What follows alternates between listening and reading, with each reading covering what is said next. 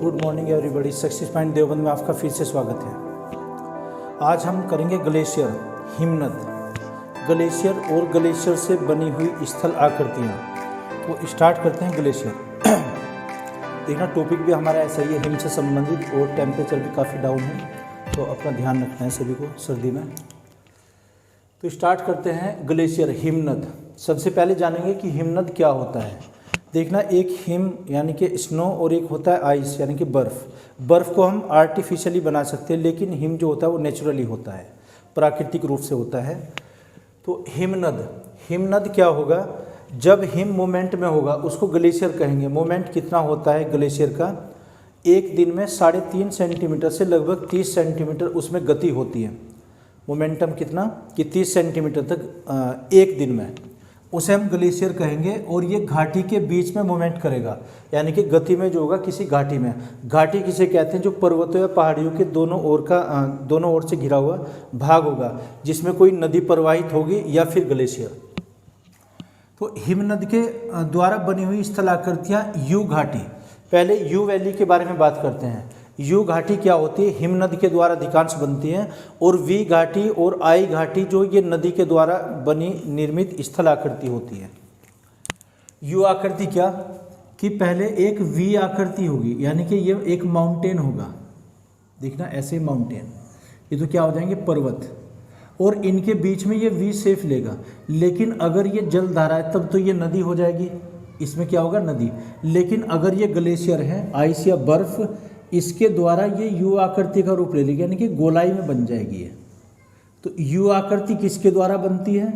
You आकृति तो बनेगी ग्लेशियर के द्वारा, हिमनद के द्वारा, हिमनद। और जो वी आकृति बनती है वो नदी के द्वारा बनती है। और आई आकृति, इंग्लिश में जैसे आई लिखते हैं, आई तब होगी जब वो गहराई में कैनियन बनाएगी। कैनियन की आकृति आई आकृति होती है। तो यू घाटी, जब कोई ग्लेशियर यू घाटी या यू आकार में अपर्दन करेगा, इसका अपर्दन यानी कि इसके किनारों को काटता है और अपनी साथ बहाकर ले जाते हैं, उस बहे हुए भाग को हम हिमोड बोलते हैं। एक होगा लटकती घाटी, हैंगिंग वैली। हैंगिंग वैली को ही परपाती घाटी भी कहते हैं, क्योंकि इससे जलप्रपात भी कभी कभी बनते हैं। कि हिम अपने जो ऊपर, ये जैसे पर्वत हो जाएंगे यहाँ पर पर्वत, ये भी क्या होगा? इधर पर्वत। तो पर्वत के द्वारा जो घाटी की ओर, नीचे की ओर झुकाव होगा, जैसे टेरेस होती है, एक ये छज्जा होता है निकला हुआ, मकानों पे आपने देखा होगा, जैसे निकले रहते हैं यहाँ पर स्लेब नुमा आकृति जो बनेगी।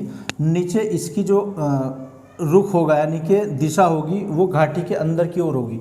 तो यहाँ से बर्फ फिसलता रहता है नीचे। नीचे क्या बन जाएगा? यहाँ पर ये ग्लेशियर बन जाएगा। फिर ये ग्लेशियर, जो ये घाटियाँ होंगी इनको हम लटकती घाटी कहेंगे। ये क्या हो जाएंगे? Hanging, hanging valley. Hanging valley शब्दावली आएगा कि किससे संबंधित है? ये हिमनद से संबंधित होती है। जब कोई ग्लेशियर चट्टानों से फिसलकर गहराई में घाटी की तरफ आने लगेगा, उसमें क्या होगा? छज्जानुमा आकृति लेगा, एक के ऊपर एक परत चढ़ जाएगी वहाँ। तो जो परत होगी इससे क्या बनेगा? हैंगिंग वैली बनती है, लटकती हुई। या इसमें दूसरा इसका नाम होगा परपात। ये परपात, जैसे जलप्रपात होते हैं यानी कि वाटरफॉल, ये फॉलिंग होती हुई दिखाई देगी, इसको हम परपाती बोलते हैं। परपात, जलप्रपात होता है, तो जलप्रपात इसी से बनते हैं कुछ, जो घाटी के अंदर ग्लेशियरी भाग में होंगे। एक शब्दावली है इसकी सर्क। देखना, सर्क होर्न है ना, या टोन, एक टोन झील होती है। तो सर्क क्या होता है कि कोई भी यहाँ से समझते हैं हम, ये एक पर्वत है, पर्वत या पहाड़। इससे पहले वीडियो में हमने चर्चा की थी कि माउंटेन और हिल में क्या डिफरेंस होगा। माउंटेन स्थलाकृति वो होगी कि जिसके पृथ्वी धरातल से या समुद्र लेवल से ऊंचाई 1 किलोमीटर होगी। अगर 1 किलोमीटर से कम होगी तो पहाड़ी या पहाड़ी कहलाएगी, 1 किलोमीटर या उससे अधिक है अब वो पर्वत कहलाएगा। पर्वतों पर ही ज़्यादा हिमपात होता है। ये भी जैसे पर्वत बना हुआ है, तो पर्वत और पर्वत, इसके ऊपर जो ये बर्फ़ है यहाँ पर देखना, ये ध्यान से आप समझिएगा, ये बर्फबारी है यहाँ, आइस। तो आइस ये नीचे खिसकता है धीरे धीरे। मोमेंट आपको क्या बताया इसकी गति कि 3 सेंटीमीटर से 30 सेंटीमीटर प्रतिदिन इसकी गति होती है। ये नीचे खिसकता रहता है। लेकिन पर्वत की आकृति कैसी होगी? कुर्सीनुमा। जब ये कुर्सीनुमा आकृति अपनी बनाता है, कुर्सी जैसे आरामदायक कुर्सी होती है, चेयर, उस पर बैठते हैं। अब ये भाग क्या कहलाएगा? ये सर्क कहलाएगा, सर्क। ये भाग क्या हो जाएगा, सर्क, CEARQUE, सर्क। ये हो जाएगा सर्क, यानी कि आरामदायक कुर्सी। बर्फ से ढकी हुई ऐसी पर्वत जो आरामदायक कुर्सी नुमा आकृति में बनती है उसको हम सर्क कहते हैं। तो ये क्या था कि सर्क क्या होते हैं। हॉर्न क्या हो जाएगा, अगर किसी पर्वत के दोनों साइड में ही चेयर बन जाए, कुर्सी नुमा, आरामदायक कुर्सी नुमा स्थिति बन जाए, यहाँ भी ये चेयर बन जाएगी इधर, तो क्या आ जाएगी, ये अब इसमें हॉर्न बनेगा। ये क्या, यहाँ भी सर्क बनेगा, ये भी सर्क हुआ है। तो दोनों तरफ इधर भी सर्क बना हुआ है, इधर भी सर्क बना हुआ है। अब जो ये आकृति कहलाएगी ये हॉर्न कहलाएगी। हॉर्न, हॉर्न जैसे सींग होता है, सींग, सुरंग, ये सुरंगनुमा आकृति होगी, यानी कि सींग की आकृति, आकार की ये आकृति होगी। तो दोनों तरफ, जिस पर्वत के या पहाड़ के दोनों तरफ सर्क बनते हैं, बीच की आकृति सर्क कहलाती है। और अगर ये सर्क, सर्क तो तब बनेगा अगर ये पूरी बर्फ से ढकी हुई है। इसके अंदर जो उबड़ खाबड़ स्थिति, जो पर्वत ये बचेगा, चूंकि ये अक्सर अपर्दन भी करेगा, यहाँ पर कटाव भी होता है बर्फ के द्वारा। जब ये कटाव होगा तो इसको हम अरीट कहेंगे। फिर ये क्या बचता है, अरीट, ये बचा हुआ भाग, ये जो यहाँ पर निशान होंगे इस पर, अरीट, ये अरीट होगा, ARETE, अरीट इसकी स्पेलिंग होगी। तो अरीट और हॉर्न कब बनेंगे, जब दोनों साइड में सर्क बनेंगे। अगर ये बर्फ से ढकी हुई पूरी आकृति, ऊपर की आकृति सींग या सुरंग या हॉर्न कहलाएगा, और इसके नीचे पर्वत के जो उबड़ खाबड़ जगह और बचेगी। मान लीजिए एक पर्वत है और पर्वत के ऊपर बर्फ ढकी हुई है, अब तो ये सुरंग कहलाएगा। लेकिन जब बर्फ नहीं रहेगी, इसके यहाँ पर कटाव आ जाएंगे, ये कटने के जो चिन्ह बने हुए हैं कटाव के, ये कटे हुए चिन्ह क्या कहलाएंगे, एरीट कहलाएंगे। और इसके दोनों तरफ की स्थल आकृति जो कुर्सीनुमा आकृति लेगी, ये कुर्सीनुमा आकृति क्या आ जाएगी, यहाँ से सर्क बनेंगे। तो इस पर्वत के दोनों तरफ सर्क बनेंगे, ये पूरा क्या कहलाएगा, सुरंग, हॉर्न कहलाएगा। और इसके अंदर का पर्वत का भाग अरीट कहलाएगा। ओके, आगे बढ़ते हैं। तो हॉर्न हुआ हमारा, और एक क्या, इसमें सर्क और हॉर्न। नोनाटक समझिए, नोनाटक और भेड़शिला। भेड़शिला को रोसमुटोने भी बोलते हैं, भेड़शिला। कुछ आकृति ऐसी बनती हैं, जैसे ये पर्वत बन जाएंगे, कुछ पर्वत ऐसे या टीले होंगे, ये सभी बर्फ से ढके होंगे। इनके ऊपर क्या होगी, बर्फ होगी सभी। तो ये जब बर्फ से ढकी हुई होंगी, इन्हें हम क्या कहते हैं उस टाइम पर, नोनाटक। ये नोनाटक कहलाएंगे अगर ऐसे टीले जो बर्फ से ढके हुए हैं। देखना, ना इनमें सर्क बनेगा और ना ही इसमें हॉर्न बनेगा, ये तो बर्फ से ढके हुए हैं पूरे। तो ये क्या कहलाएंगे, नोनाटक। ये नोनाटक हो जाएंगे, नोनाटक। हिंदी इंग्लिश में ही नाम होगा, नोनाटक। ये नोनाटक बनेंगे। और अगर कोई नोनाटक, जैसे हमने ये एक नोनाटक बनाए, ये कुछ नोनाटक स्थल आकृति ऐसी बनी हुई है, इस पर कहीं पर बर्फ है और कहीं से बर्फ हटी हुई है, यानी कि बर्फ मेल्ट हुई यहाँ से, यहाँ पर बर्फ नहीं है। समझो कि यहाँ पर बर्फ नहीं है, ये कुछ हिस्से पर बर्फ है और कुछ पर नहीं है। ऐसी स्थल आकृतियाँ जिसके कुछ टीले होंगे, वो टीले क्या कहलाएंगे, नोनाटक। और अगर उन टीलों पर सभी पर बर्फ है तब नोनाटक हैं, कुछ हिस्से पर बर्फ है और कुछ पर नहीं है, अब वो कहलाएंगे भेड़शिला। वो भेड़ के समान दिखाई देंगे, जैसे ऊन वाली भेड़ होती है, कहीं पर वाइट है, बर्फ से ढकी हुई है, तो वो ऊन जैसी दिखाई देगी। ऊन नुमा जो बर्फ ये हमें भेड़ दिखाई देती हैं, उनको हम भेड़शिला, इंग्लिश में रोसमुटोने बोलते हैं इसको, रोसमुटोने। तो ये इंग्लिश वाला नाम एग्जाम में पूछा जाता है कि रोसमुटोने किससे संबंधित है, या रोसेमुटोने ये संबंधित हो जाएगी हिमनद से, यानी कि ग्लेशियर से। ग्लेशियर के द्वारा बनी गई स्थल आकृति होती है रोसमुटोने। आगे बढ़ते हैं, हिम सोपान। सोपान का मीनिंग होता है स्टेयर्स, जीना होता है घरों में, जैसे सीढ़ी नुमा। तो सीढ़ी नुमा आकृति जब होगी, जैसे अगर ये कोई हम घाटी बनाते हैं ऐसे, इस टाइप से, ऐसे ये घाटी बन जाएगी यहाँ से। समझो पर्वत की आकृति ऐसी है, हिल एरिया में अगर आप अब कभी गए हों, या फिर ये उसके द्वारा काटी गई है, आइस के द्वारा, बर्फ़ के द्वारा। ये पर्वत है, यहाँ पर ये घाटी बनेगी, ये क्या आ जाएंगे, ये तो पर्वत होंगे, माउंटेन्स, पर्वत, ये पर्वत। और इसके ऊपर ये हिम है, यहाँ पर हिम, बर्फ। बर्फ देखना जीना नुमा आकृति, जैसे घरों में जीना होता है, स्टेयर्स, सीढ़ियाँ होती हैं, ये सीढ़ी नुमा आकृति में है। सीढ़ी नुमा आकृति में बर्फ फैली हुई है इसके चारों ओर ऊपर की तरफ, है ना, और यहाँ से मेल्ट होकर ये नीचे आती है। अब यहाँ से कई आकृतियाँ बचती है, घाटी में आ जाएगी नीचे, ये क्या हो जाएगी, वैली।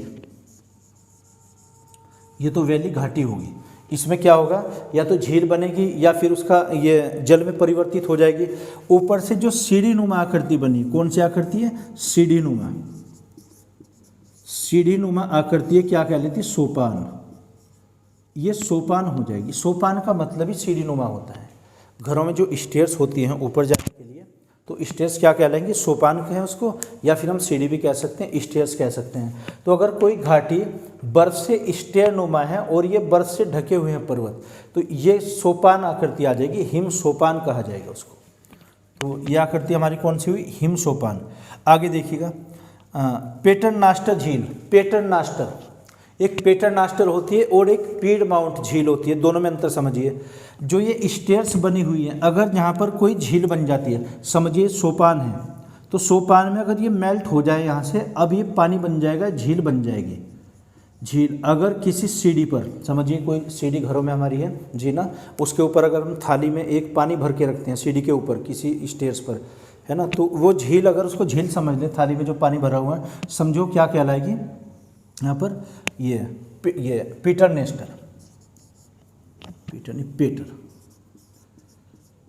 पेटरनास्टर, ये पेटरनास्टर झील हो जाएगी। तो ये झील का निर्माण कहाँ पर हुआ है, सोपानों पर, है ना, स्टेयर्स पर। और ये स्टेयर्स कहाँ हैं, पर्वतों की ओर, यानी कि चोटी की ओर जाते हैं। इनका ढलान तो नीचे की तरफ होगा, लेकिन जो चढ़ाई होगी वो चोटी की तरफ होगी। इस पर बनने वाली किसी स्टेयर पर झील बन जाएगी, पेटरनास्टर झील। तो पेटरनास्टर किससे बनती, हिम सोपान से। एक झील बनी पेटरनास्टर, ये कहाँ पर बनेगी, सोपान पर बनती है। फ्योर्ड तट क्या होते हैं, आगे देखिएगा, फ्योर्ड तट। फ्योर्ड देखना, फ्योर्ड क्या होते हैं, एक नदी घाटी जैसे निकलती हैं। तो नदी तो जल से बनती है, नदी घाटी अगर वो कैनियन बनाती है बहुत गहराई में, नदी जो काटती है वी शेप में बनती है। तो ये तो किनारों को जब काटेगी, अब से अपर्दन की घटना। अपर्दन होता है जब नदी के द्वारा कोई मलबा ले जाया जाता है, यानी कि अवसाद होता है जो उसमें बालू या मिट्टी या पत्थर कंक्रीट के जो कण होंगे, जब उनको ले जाएगी, अब अपर्दन, अपर्दन को इरोजन बोलते हैं। तो इरोजन हम कह सकते हैं अब से अपर्दन को। और जब ये यू आकृति में बन जाएगा, अब उसमें सोपान बनेंगे। अगर ये सोपान खड़े बन जाएं, जो सोपान है सोपान न रहकर खड़ी दीवार जैसी बन जाए स्थिति, अब ये कटक कहलाते हैं। तो कटक ये जल के द्वारा भी बनते हैं और कटक ये बर्फ से भी बनते हैं, यानी कि ग्लेशियर से भी बनते हैं। समझो ये कोई पर्वत है, इस तरीके, इधर से तो इस टाइप से बनेगा, लेकिन यहाँ से खड़ा है इस तरीके से, ऐसे ये, और ये एक घाटी बनेगी, घाटी खड़ी घाटी बन जाएगी। ये ऐसे देखिएगा आप, है ना। ये जो इसका कटाव है, ये कटा हुआ भाग है, यानी कि परपेंडिकुलर हुआ है। इसमें तो क्या यू आकृति बनी हुई है, लेकिन यहाँ पर ये खड़ी चढ़ाई है, इसमें ऊपर से ये पर्वत हो जाएगा, पर्वत। ये भी क्या है, पर्वत। इसके अंदर जो ये किनारे होंगे, इनको हम क्या कहेंगे, फ्योर्ड कहलाएंगे। ये फ्योर्ड हो जाएंगे।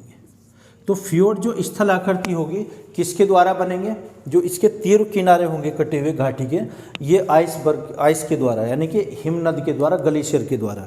इसमें ग्लेशियर होगा जो धीरे धीरे जब उनमें मूवमेंट हुआ, इन पर्वतों को काट दिया उसने लंबवत, परपेंडिकुलर। और अगर वो इंक्लाइनेशन से काटता है तो वो यू घाटी बनती है। अगर ये परपेंडिकुलर बनती है, अब ये फ्योर्ड तट कहलाएंगे। ये जो पर्वत बचे हुए दोनों, ये क्या हो जाएंगे, फ्योर्ड। ये फ्योर्ड बने हुए हैं। और अगर इनके बीच में कोई ये बन जाएगी झील, मान लो ये जो बर्फ़ है, बर्फ़ मेल्ट हुई है, यहाँ पर बर्फ़ पिघल गई है ना। अब ये क्या है, इसमें ये झील बनी है, इस झील को हम क्या कहेंगे, पीडामांट। पीडामांट झील। पीडामांट होता है किसी बर्फ़ के द्वारा लाया गया, गिरिपथ भी इसको बोलते हैं, यानी कि पर्वतों के ढलान के बीच में बनेगी।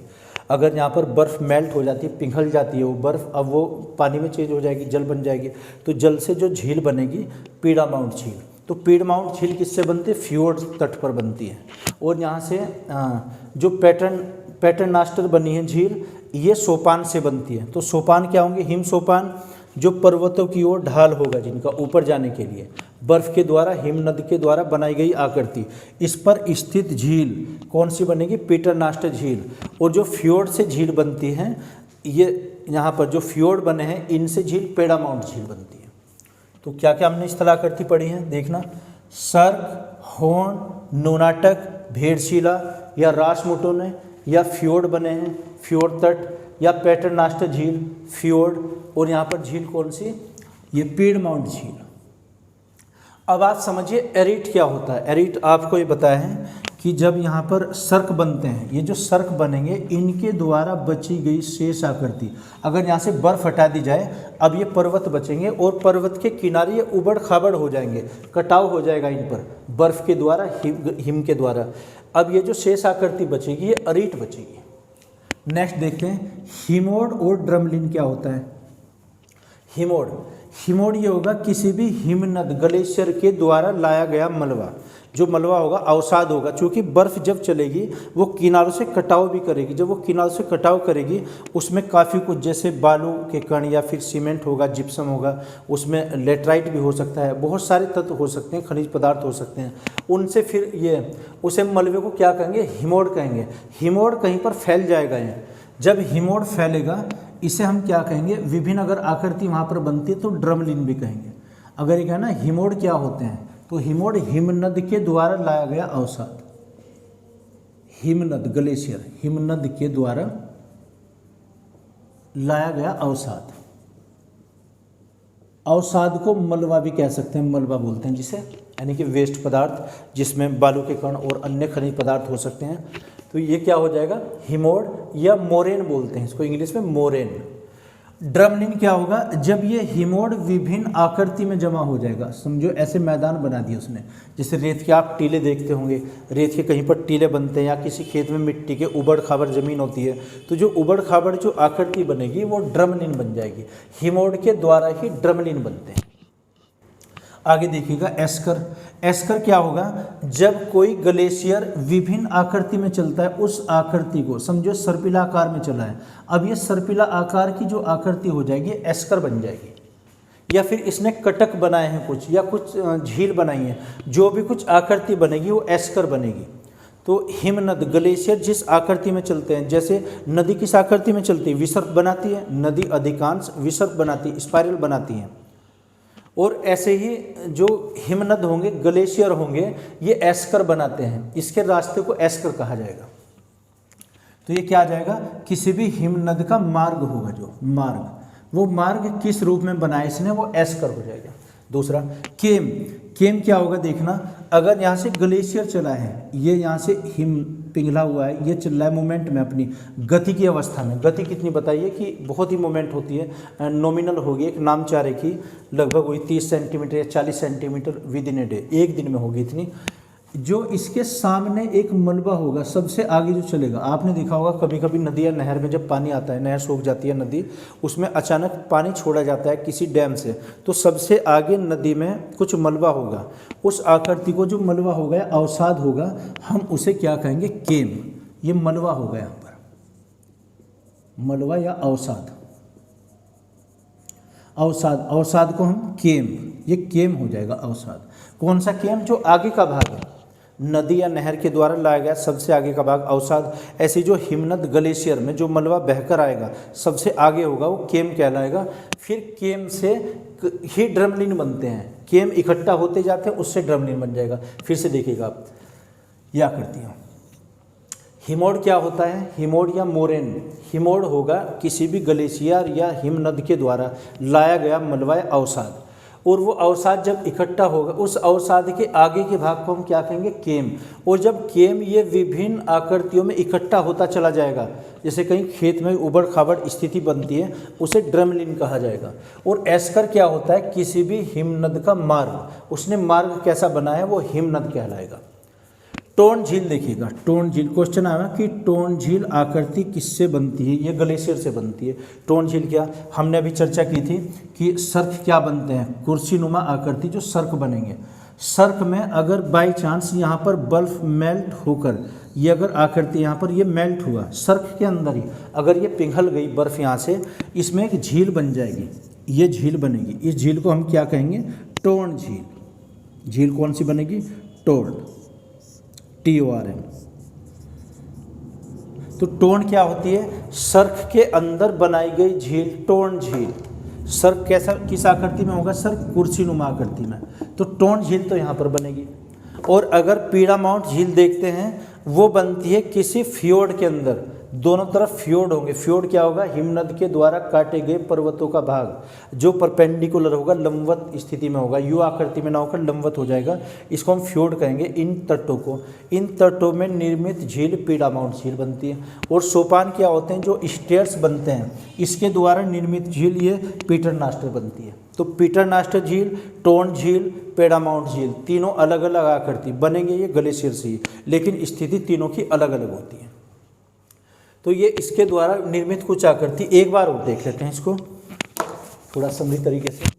हिमनद, ग्लेशियर। ग्लेशियर कैसे बनता है? हिमनद उससे बनता है, हिम से, यानी कि स्नोफॉलिंग होगी। और पर्वतों और पहाड़ियों पर देखना, ये क्षोभमंडल में ही होते हैं। ट्रोपोस्फीयर, हमारे वायुमंडल के 5 परत होती हैं, ट्रोपोस्फीयर और स्ट्रेटोस्फीयर, मेसोस्फीयर, आयनोस्फीयर, एक्सोस्फीयर, यानी कि क्षोभमंडल, समतापमंडल, मध्यमंडल, आयनमंडल और बहिर्मंडल। तो क्षोभमंडल में ही हिमपात होता है, क्योंकि उसमें ऊंचाई बढ़ने पर तापमान गिरता जाता है। यही कारण है कि पर्वतों पर या पहाड़ों पर जो ऊंचे पर्वत होते हैं उसमें हिमपात होता है। हिमपात से ही फिर हिम बनता है, और जब वो मोमेंट में आ जाएगा अब हिमनद कहलाएगा। हिमनद, ग्लेशियर।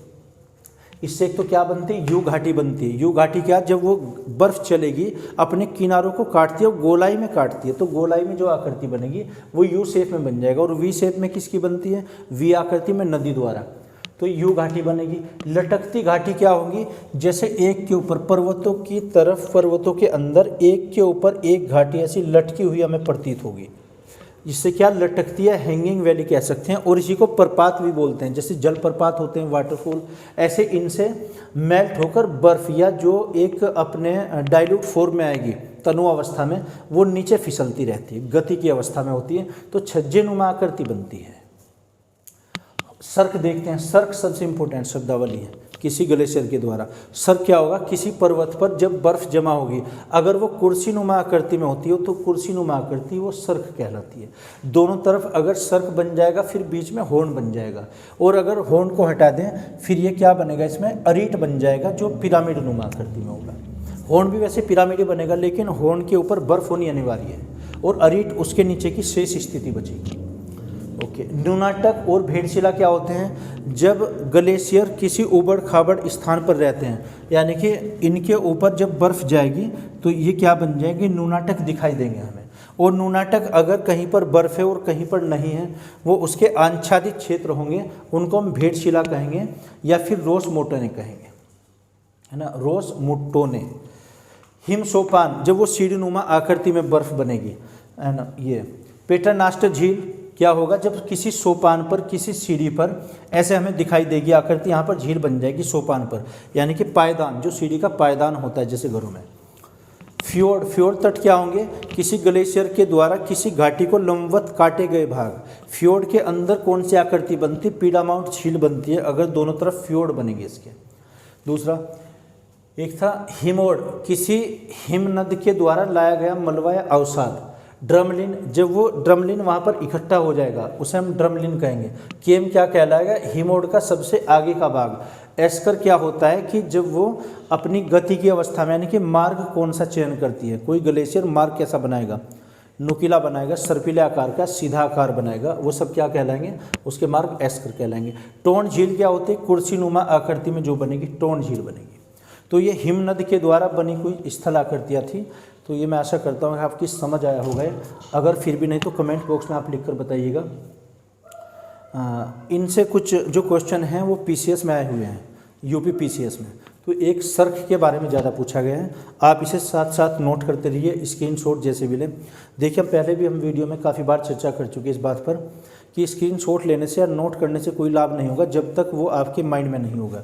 इसे आप एक एग्जाम्पल से समझिए। अभी हाल ही में एग्जाम चल रहे हैं एसएससी वाले, तो एसएससी में काफ़ी इजी क्वेश्चन वैसे पूछे जा रहे हैं, क्योंकि अभी प्रारंभिक अपनी व्यवस्था में 2 दिन पहले से ही शुरू हुए हैं एसएससी जीडी वाले। तो ज़्यादातर उसमें क्वेश्चन लूसेंट बुक से भी हैं और भी कुछ पूछे गए हैं।